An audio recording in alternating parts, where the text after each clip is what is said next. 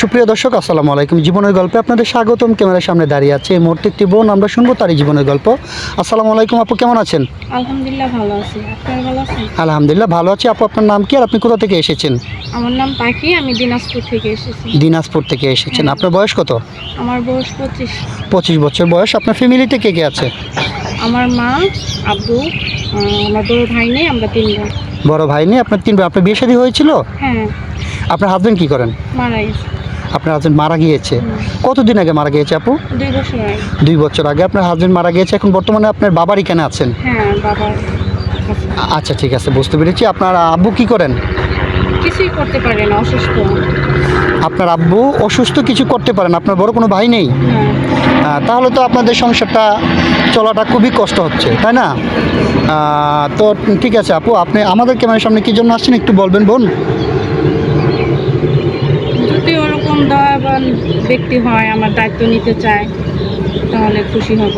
আচ্ছা, ঠিক আছে, আমি বুঝতে পেরেছি। আপনি বুঝিয়ে বলতে পারছেন না, যেহেতু ক্যামেরার সামনে নতুন আসছেন। আপনি চাচ্ছেন যে আপনার আর্থিক অবস্থা খুবই খারাপ, আপনার ফ্যামিলি চলতে পারছেন, আপনাকে যদি কি যৌতুক ছাড়া বিয়ে করে আপনি বিয়ে বসবেন। হ্যাঁ। আচ্ছা, ঠিক আছে, বুঝতে পেরেছি আপু। আপনাকে যৌতুক ছাড়া অনেক মানুষই বিয়ে করতে চাবে। তাহলে আমরা এই ভিডিও পাবলিক করার পরে তো মনে করেন দেশ থেকে প্রবাস থেকে অনেক ভাই আপনার সাথে যোগাযোগ করতে চাইবে। মনে করেন 40, 45, 50 বছর বয়স, ওইরকম কোনো বয়সের ভাই যদি আপনাকে বিয়ে করে, আপনি বসবেন? অবশ্যই, বয়স কোনো ম্যাটার না। মন মানসিকতা ভালো হলে, চরিত্রবান ভালো ব্যক্তি হলে বয়স কোনো ম্যাটার না, এটা। আচ্ছা, ঠিক আছে আপু, আমি বুঝতে পেরেছি।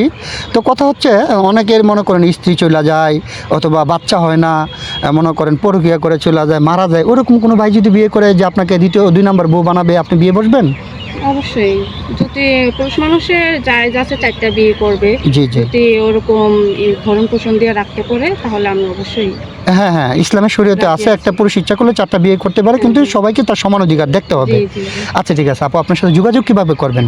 আমার তো পার্সোনাল কোনো ফোন নেই, আপনাদের সাথে যোগাযোগ করলে আমাকে পাবে। আপনার পার্সোনাল কোনো ফোন নেই? না। আচ্ছা, ঠিক আছে। সুপ্রিয় দর্শক, এই মুহূর্তে দেখতে পাচ্ছেন ডিসপ্লেতে একটি নাম্বার। এই নাম্বারটা হচ্ছে আমাদের। এই নাম্বার ইমো, হোয়াটসঅ্যাপ খোলা আছে। যদি কোনো ভাই এই আপুর সঙ্গে যোগাযোগ করতে চান, তাহলে ওনার একটা ছবি স্ক্রিনশট মেরে পাঠিয়ে দিয়ে আমাদেরকে ভয়েস করবেন। আমাদের প্রতিনিধিরা আপনাদের সাথে যোগাযোগ করবে। কেউ অযথা অডিও কল, ভিডিও কল দিয়ে বিরক্ত করবে না, তাহলে আমরা ব্লক মারবো। আচ্ছা, ঠিক আছে আপু, আপনি নামাজ কালাম পড়েন? জি, 5 ওয়াক্ত নামাজ পড়ি। 5 ওয়াক্ত নামাজ পড়েন। আচ্ছা, যিনি আপনাকে বিয়ে করবেন উনি নামাজি হতে হবে নাকি নামাজ ছাড়া হলেই চলবে? নামাজ, অবশ্যই নামাজ পড়তে হবে। আচ্ছা আচ্ছা, ঠিক আছে আপু, আমি বুঝতে পেরেছি।